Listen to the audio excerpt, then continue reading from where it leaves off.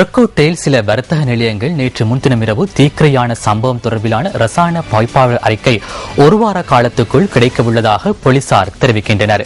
தீ விளக்கொன்றினால் ஏற்றப்பட்டதா அல்லது மின் ஒழுக்கு காரணமாக ஏற்பட்டதா என்பது தொடர்பில் ஹைட்ரோ கார்பன் பரிசோதனையின் பின்னரே உறுதியாக கூற முடியும் என போலீஸ் ஊடக பேச்சாளர் சிரேஷ்ட போலீஸ் அத்தியட்சகர் அஜித் ரோஹன தெரிவிக்கின்றார்.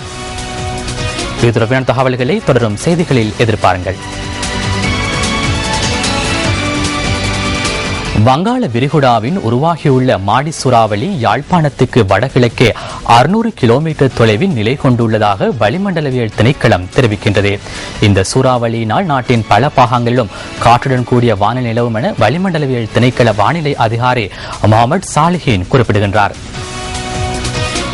வங்காள விரிகுடாவில் உருவாகியுள்ள மாடி சூறாவளியானது தீவிரமடைந்து பலம் வாய்ந்த சூறாவளியாக யாழ்ப்பாணத்துக்கு வடகிழக்கு 600 கிலோமீட்டர் தொலைவில் நிலை கொண்டுள்ளதுடன் இது மிக மிக மெதுவாக இலங்கை விட்டு நகர்ந்து கொண்டிருக்கின்றது. இதன் தாக்கத்தினால் நாட்டிலும் நாட்டை சூழ உள்ள கடல் பிரதேசங்களிலும் காற்றுடன் கூடிய வானிலை காணப்படுகின்றது. அடுத்த சில தினங்களுக்கு நாட்டில் மழை குறைவடைந்து செல்லக்கூடிய சாத்தியம் தென்படுகின்றது. நாட்டின் பெரும்பாலான பகுதிகளில் பொதுவான காலநிலை காணப்படும். கடல் பிராந்தியங்களை பொறுத்தவரையில் யாழ்ப்பாணம் தொடக்கம் மட்டக்களப்பு ஊடாக பொத்திவில் வரையான கரையோரத்துக்கு அப்பால் உள்ள ஆழ்கடல் பிரதேசங்களில் மழை அல்லது இடியுடன் கூடிய மழை இடைக்கிடை காணப்படும். காற்று வடமேற்கு திசையினூடாக மணிக்கு 30 தொடக்கம் 50 கிலோமீட்டர் வேகத்தில் வீசக்கூடும். யாழ்ப்பாணம் தொடக்கம் மட்டக்களப்பு ஊடாக பொத்திவில் வரையான கரையோரத்துக்கு அப்பால் உள்ள கடல் பிரதேசங்களில் காற்றின் வேகம் மணிக்கு 80 கிலோமீட்டராக உயர்வடைந்து காணப்படும். நாட்டை சூழ உள்ள ஆழமற்ற கடல் பிரதேசங்கள் கொந்தளிப்பாக காணப்படாத போதிலும் யாழ்ப்பாணம் தொடக்கம் மட்டக்களப்பு ஊடாக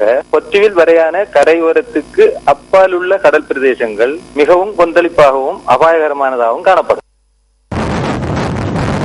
நேற்றிரவு கடலில் ஏற்பட்ட கொந்தளிப்பு காரணமாக ஓலுவில் மீன்பிடி துறைமுகத்தில் நிறுத்தி வைக்கப்பட்டிருந்த ஆழ்கடல் மற்றும் வழி இணைப்பு